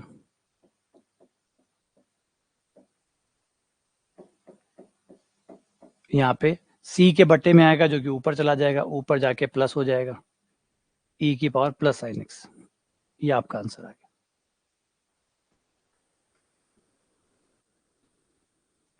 हाँ, 3 पद का मतलब 3 पद नहीं है, 3 पद का मतलब है 3 भागों में हमने विभाजन किया है, 3 भागों में हमने विभाजन किए है कि dy का जो पद है वो एक, फिर जिन जिन में y आ रहा है, जिन जिन में y आ रहा है उनको एक जगह, और फिर जिनमें y नहीं आ रहा है उनको उधर। इसका मतलब नहीं सिर्फ 3 ही होंगे, ऐसे काउंट मत करना। 3 का मतलब यहाँ पे 3 क्लास है, हमने 3 कैटेगरी में, जिनमें dy बाई dx आ रहा है वो एक साथ, जिनमें y आ रहा है फिर वो वाले लोग, पहले dy बाई dx वाले लोग, फिर y वाले लोग, फिर उसके अलावा जितने बच गए वो उधर। ठीक है ना। इसमें सवाल क्या पूछता है, इसमें आईएफ पूछता है, क्योंकि इसमें ज्यादातर क्वेश्चन देखे गए हैं कि आईएफ पूछा गया है।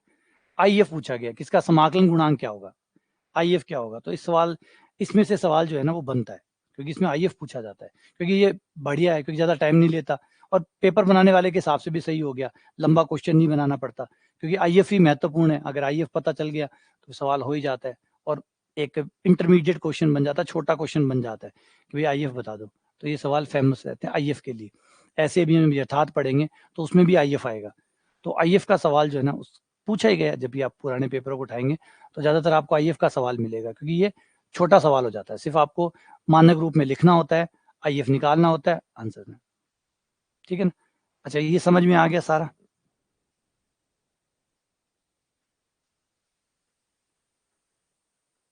समझ में आ गया ना, ये महत्वपूर्ण है। ये रेखिक अवकल समीकरण सबसे इंपॉर्टेंट है। समघात वाले सवाल आएंगे नहीं आएंगे उसके बारे में एग्जैक्टली तो नहीं बताया जा सकता, लेकिन ये जरूर आएंगे, ये पेपर में आपको जरूर मिलेंगे और मिलते ही रहेंगे ये।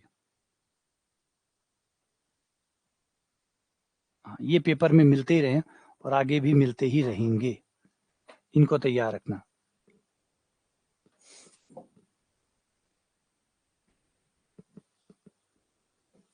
अब एक वो देखते हैं जो एक्स की रेखिक है। कई बार एक्स की रेखिक भी होती है, कई बार सवाल एक्स के रेखिक भी होते हैं, जानबूझ के थोड़ा सा घुमाने के लिए एक्स के रेखिक पूछ लेते हैं। अब एक्स वाले में क्या होगा, आपका सवाल एक्स के रूप में रेखिक होगा, एक्स के रूप में रेखिक होगा, मतलब सवाल ऐसा होगा d x plus d y plus p y होने के बजाय पी एक्स होगा, और इस बार आपके पी और क्यू जो है वो वाई में होंगे, पी और क्यू वाई में होंगे। एक्स आपको इस बार 2 ही बार मिलेगा, एक्स आपको सिर्फ 2 बार मिलेगा, एक तो डी एक्स और एक एक्स, बस बाकी सब कुछ वाई में होगा, या तो अचर पदों में होगा, या वाई में होगा, या अचर पद और वाई में होगा, बस। एक्स मतलब सिर्फ एक्स की बात ही करें, एक्स आपको सिर्फ 2 बार मिलेगा, एक तो डी एक्स और एक एक्स, बस उसके अलावा कोई और एक्स नहीं मिलेगा। जैसे इस सवाल को देखो, मैं अगर डी वाई का भाग दे दूं तो ये सवाल हो जाएगा 1 plus y square d x over d Y.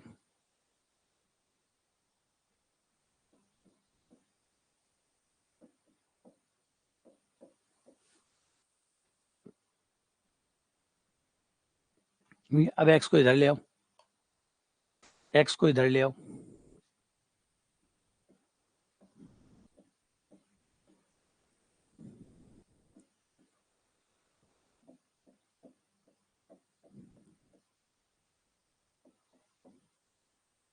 ये tan inverse y 1 + y²।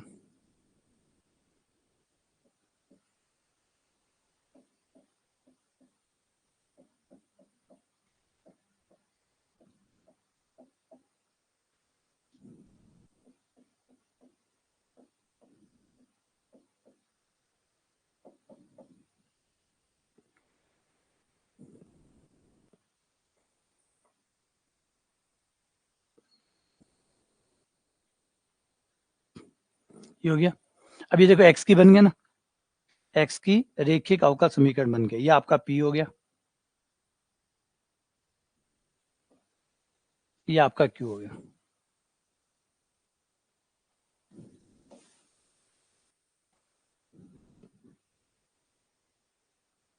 p और q। अब आपको IF चाहिए, IF सिर्फ p से निकल जाएगा, लेकिन यहाँ ध्यान दीजिएगा ये x का रेखिक है, x का रेखिक है तो IF जो होगा वो p dy होगा, ना कि p dx होगा। बस सब में जहाँ x आता है वहाँ y आ जाएगा, जहाँ y आता था वहाँ x आ जाएगा, बस इतना अंतर दोनों में हो जाएगा। जहाँ भी x आया करता था वहाँ y आ जाएगा, जहाँ y आया करता था वहाँ x आ जाएगा।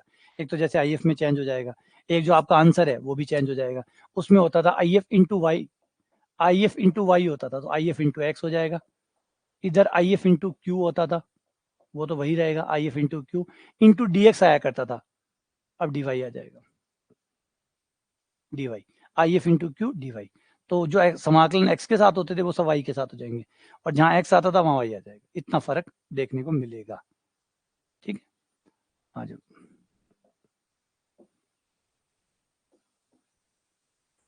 p का मान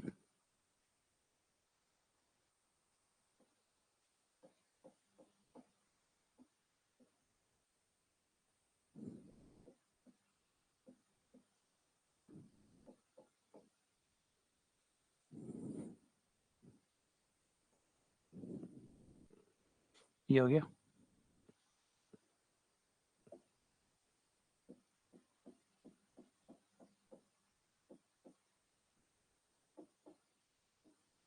IF बराबर tan इनवर्स y।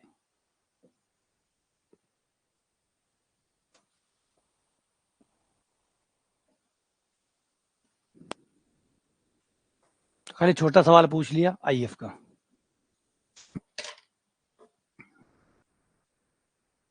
तो ऐसे छोटे सवाल इसमें बन जाते हैं आराम से, IF वाले जो करने में भी आसानी होते हैं। बस सही से समीकरण को लिखना होता है, सही से p पता करना होता है। लेकिन याद रखिए p पता करने के लिए ऐसे पहले लिखना, पहले ऐसे लिखना dx ओवर dy पहले साथ, उसके साथ कुछ भी ना हो, फिर x का पद हो, फिर बराबर में बिना x वाले पद हो, जिनमें y आता हो या चर आता हो, कुछ भी आता हो, x नहीं हो। बस 3 क्लासेस बना लीजिए, 3 वर्ग बना लीजिए, एक ग्रुप उनका dx ओवर dy वाला, फिर x वालों का, और फिर अदर का, बिना x वालों का। ठीक है,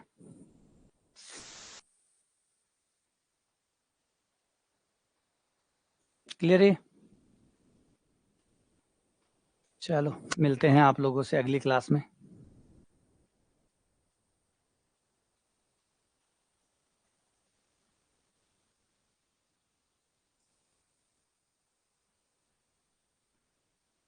अच्छा, हाँ ठीक है, आज देखता हूँ, आज लगाते हैं। वो सिलेबस शायद आया हुआ है DSSB का, DSSB का सिलेबस आया हुआ है, तो उसके ऊपर एक क्लास कर देते हैं, क्योंकि DSSB का सिलेबस मैंने भी देखा था।